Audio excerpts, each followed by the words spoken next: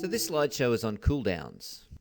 Now, we should be doing a cooldown at the end of each of our workouts, and we should be doing this for a number of different reasons. The first one of these is that we're trying to prevent blood pooling in the extremities of our bodies. When we do exercise, we have quite a large proportion of blood travelling to either the arms or the legs. And if we don't do a cooldown, we run the risk of blood pooling in these areas, and this can place unnecessary stress on the heart and can even lead to dizziness and fainting. Now, if we do a cooldown and we gradually bring the heart rate down, this allows us to redistribute the blood more evenly throughout the body and also reoxygenate the blood at the same time. One of the main reasons for this redistribution of blood throughout the cooldown is because of the actions of the muscle pump. Now, simply put, the muscle pump is when a muscle contracts, it squeezes in on the veins around it. Now, because the veins only have one-way valves, the blood can only flow in one direction, so it can only flow back to the heart. So as when you do a cool down, you are contracting the muscles within the legs and the arms, this aids in getting blood back up to the heart. Now, we'd normally expect that a cool down should last at least 10 minutes, and most of them will involve some form of light cardio work and some stretching.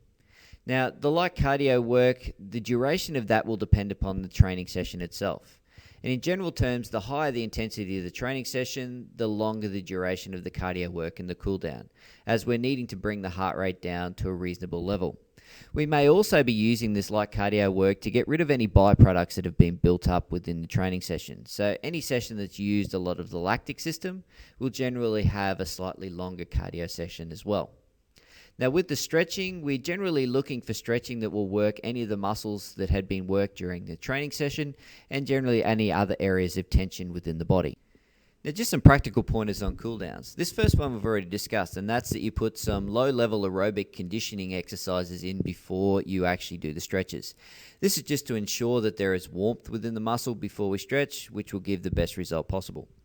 Now, when we're choosing our stretching for our cooldown, we should use a combination of different stretches. So you'll see there we have static and dynamic and active and passive. Now, we can use a different combination of these stretches, and that should ensure that the client gets the best flexibility possible.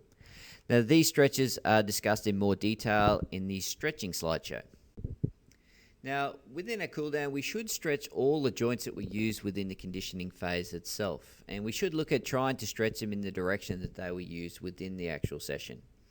We should also look at using additional stretches for areas of tension within our client. So if you find that your client has areas of tension, such within their neck or their lower back, then a couple of extra stretches should be actually used to ensure that we're releasing that tension from them, even if those areas haven't been worked within the training session itself. A way in which we can vary our cooldown is we can actually put it throughout the training session. This especially works well during resistance training. So just say you've finished doing all your chest exercises. There's no problem in stretching your chest before you move on to any of the other exercises you have left in your program. This will ensure that the muscle is warm at the given point in time of the stretch and should ensure that you get good flexibility gains.